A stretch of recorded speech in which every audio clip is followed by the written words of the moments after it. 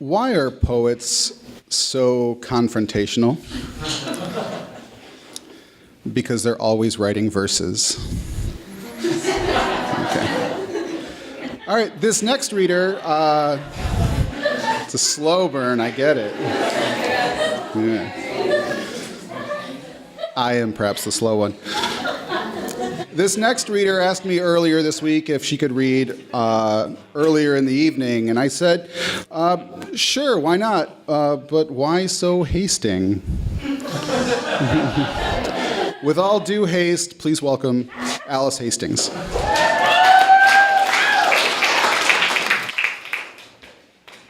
Thank you, Tim. That was really good. So I won't be reading poetry today. I've been in a fiction workshop, so I'm going to read what I did there. It's just an excerpt from that. Basically, the main characters are St. Joseph. I was raised Catholic, so bear with that. And this woman named Marion, and it's her partner's funeral, and there's a blizzard outside, and the blizzard burns people, I guess. That's what you need to know. Okay, so the story is titled, St. Joseph Learns He is Afraid of Death During a Blizzard in Mid-June.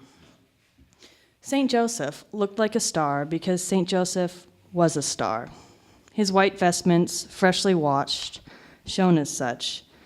His smile, whitened every night before bed, radiated as such. His voice, sweet and thick as honey, reflected heaven with every sentence, every word, every dip of an O, every upward lilt of an E. In his homilies, and especially at funerals so widely attended, he liked to remind his congregation of God's wondrous love. God made the universe with deep valleys of dark and light, he said, and death is simply the first. And St. Joseph knew an opportunity for conversion when he saw one, and so St. Joseph bowed his head and offered his closer. We must always be ready for when the most holy Lord calls us, for we have much to look forward to, and we never know when that moment will come.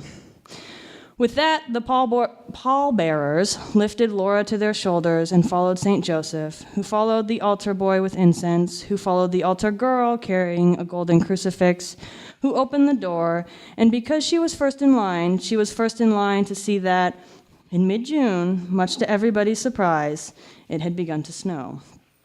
A murmur fell over the congregation. St. Joseph, frozen for a heartbeat, broke formation for the door so that he could be sure, which was unnecessary because St. Joseph was already sure. But St. Joseph was a man used to his authority, and men used to their authority must act in certain ways. After standing at the door for at least 40 seconds, which is a long time to stand at a door and consider what one already knows, he turned to the congregation and with an expression of a man entirely clueless, said, "It's begun to snow." "Is it?" A woman in a black veil squinted at the door. "It's June," said a man in a reverent green suit. "It is." The girl with the cross turned, propped Jesus against the door, and walked up the aisle. "We need to sit." An old woman in the front row, a woman who did not want to be seen, but who was always seen, who everybody knew and knew as Marion, turned away from the door, sat in her pew, and closed her eyes. "Well, shit," she said. Across the bridge, on a small street nearly 6 miles away, a woman in her garden felt something on her arm and thought at first of spiders. After another, she stood, slapping at her pants, and when she realized there was not an insect in sight, she also noticed the burns. Already there were holes emerging in her cotton gloves. Without thinking, she curled her body into as close to a ball as she could and ran to the garage. She didn't notice that she knocked over a large bucket of salt, but would spend 2 hours cleaning the mess a week after she returned from the hospital, irritated at herself for being so careless, as like a reflex, she grabbed a sheet of corrugated metal and heavy metal boots. By the time she was outside, the dusting had turned to what would soon be described as the worst blizzard in the town's history, not because it was the worst blizzard in the town's history, but because it was the most sudden. She took a deep breath and didn't look at her arms. And before she reached the end of the block, she saw a boy crumpled under a tree. In other parts of town, there were trees that didn't let anything through, not a single flake. But this was not those parts of town, and this tree was poorly made, without enough leaves. In subsequent years, she would attend town hall meetings and show photographs of her and the boy at the hospital. She would lift her sleeves and show them her burns. She would stand outside Walmart with petitions. She would tell the story of how, only a block from her house, she wanted to run, but she could not run, for there was too much snow already, and so it was 1, maybe 2 minutes before she reached the bleeding boy 30 feet away. "I'm here," she said, realizing only now that she had no idea how she would carry him or even touch him. "I'm going to stay here," she said. "The trucks will be here soon." I'm skipping part of this. So they're in the church, and they're like praying and trying to deal with this and just like chilling, I guess. And so skipping all that. All right, so in the chapel, many of the congregation had abandoned their kneelers for the slightly preferable discomfort of the pews. Children in the back were making paper airplanes from the funeral programs, and their parents, who at first tried to stop them, told them to just please not let the saint see you. The saint, very much aware of the games, decided it best not to intervene. Instead, holy man that he was, he bowed his head and prayed. He asked God forgiveness for the children who did not know better. He asked Jesus to speed the trucks in their rescue. He asked Mary, his most holy spouse, to provide them with comfort, and by the time Sigrid, Laura's only daughter, approached the saint, he had been praying uninterrupted for 2 hours. St. Joseph frowned at her, for he was sorry, and said, "Once the casket is closed, it must never be reopened. This is a grievous sin." Nobody, not one member of the congregation, not even those who came to church and said their rosaries and read their Bible, had heard of this rule. Sigrid was not in the mood to challenge a saint, and so she went back to her seat and rubbed her eyes, and Marian, who was 3 more chapters into her Nora Roberts book, paused. She quietly folded the corner of her page and turned to Amy, her daughter, who was reading, of all things, a hymnal. Marian grabbed the book. "We should open the casket," she said. Amy shook her head. "No way." She liked Sigrid, loved Laura, but no way. She heard the saint. She wasn't going to hell because of her mother.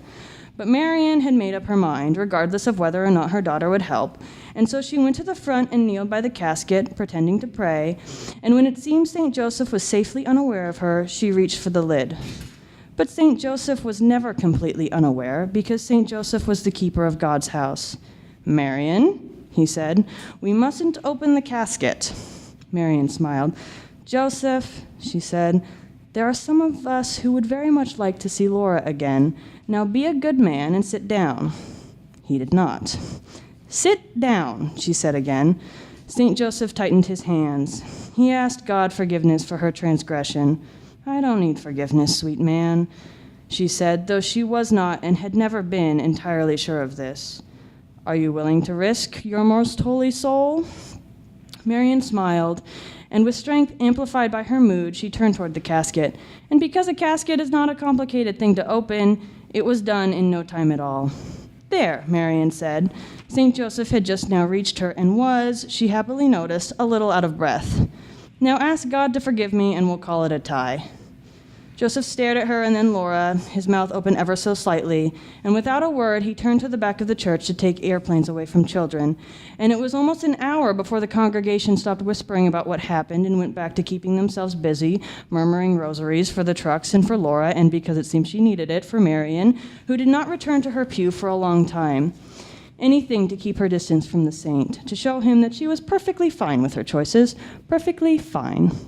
She touched Laura's sleeve. "Sorry," she said, but she felt like laughing.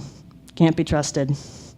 She stared at Laura's soft wrinkles, the particular way her nose curved toward her cheeks, the specific indent of her collarbone, and she knew that if she was here, if for some reason this wasn't the thing it was, they would be sitting in the back, and they would be laughing. And that's where I'm going to leave you.